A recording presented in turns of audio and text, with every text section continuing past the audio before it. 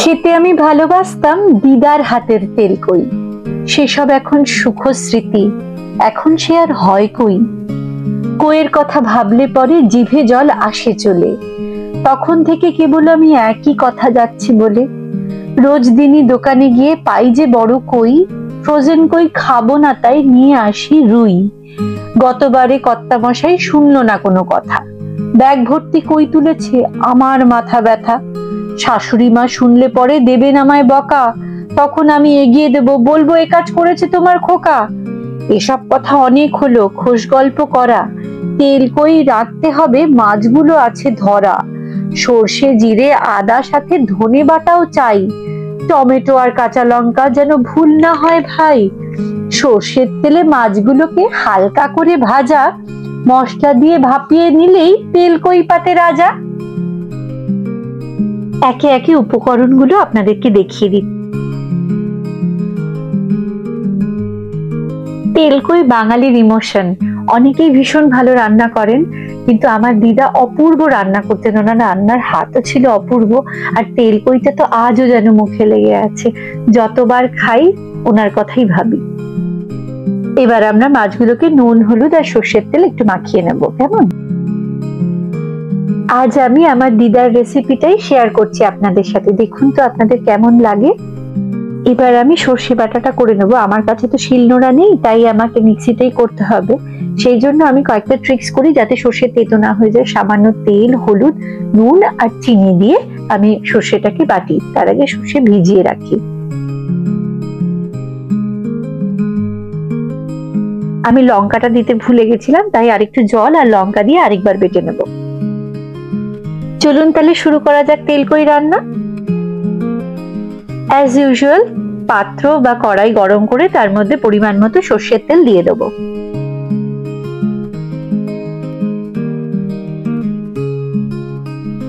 তেল ভালো গরম হয়ে গেলে মাছগুলোকে ভেজে নেব।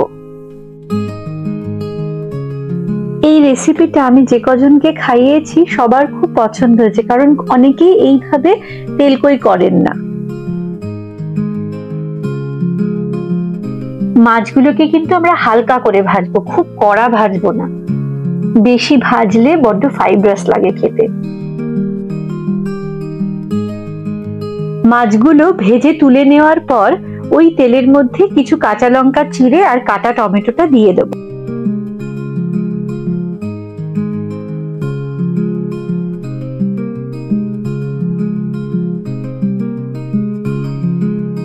এরপরে নুন হলুদ দিয়ে টমেটোটাকে ভালো করে ভেজে নিতে হবে।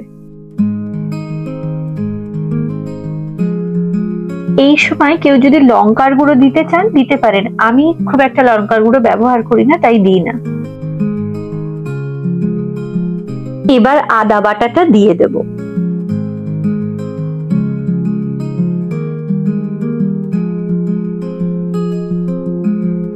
জিরে ধনে গুঁড়ো মশলাটা দিয়ে দেব। যেহেতু আমি মিক্সিতে গুঁড়ো করি, জল দিয়ে বাটা না, তাই উপর থেকে একটু জল দিয়ে দেব।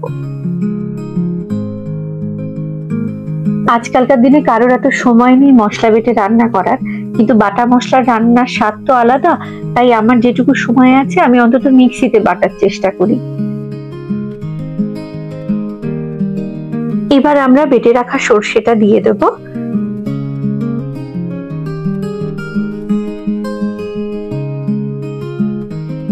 সর্ষেটাকে একটু নাড়াচাড়া করে আমরা জল দিয়ে দেব। বেশিক্ষণ কিন্তু সর্ষে কষাবো না।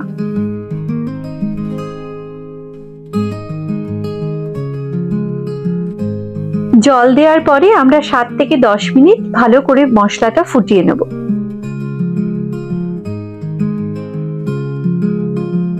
মশলাটা বেশ কিছুটা সেদ্ধ হয়ে গেছে, এইবারে আমরা আস্তে আস্তে মাছগুলোকে দিয়ে দেব। আপনারা ভাবছেন তো তেল কইতে তেল এত কম, আসলে আমার এক অভ্যেস হয়ে গেছে তেল কম দিয়ে রান্না করা। নানান রকম হেলথ ইস্যুস, মোটা হয়ে যাওয়ার সমস্যা, সেই জন্য আপনারা চাইলে বেশি দিতেই পারেন। তেল কই বেশ একটু তেল উপরে ভেসে থাকলে বেশ লাগে দেখতে, আমারও খুব ভালো লাগে, কিন্তু আমি দিয়ে উঠতে পারি না। এরপরে মিনিট 10 রান্না করলে দেখবেন ঝোলটা অনেকটা শুকিয়ে গেছে, ঠিক হয়ে গেছে। তখন আমরা উপর থেকে সর্ষের তেল ছড়িয়ে দেব।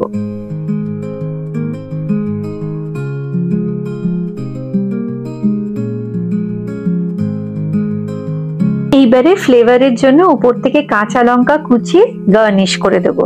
অনেকে চাইলে ধনেপাতা দিতে পারেন, আমি দিই না, তাই শুধু কাঁচা লঙ্কাই দিচ্ছি। এবার আমরা পরিবেশন করব।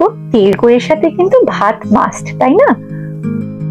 আশা করি বন্ধুরা আমার দিদার রেসিপি আপনাদের সবার ভালো লেগেছে। ট্রাই করবেন কিন্তু, আর কেমন হলো আমাকে জানাতে ভুলবেন না। আজ তবে আসি, আবার দেখা হবে, কথা হবে নেক্সট এপিসোডে নতুন রেসিপি নিয়ে। ততদিন সকলে খুব ভালো থাকবেন, আনন্দে থাকবেন।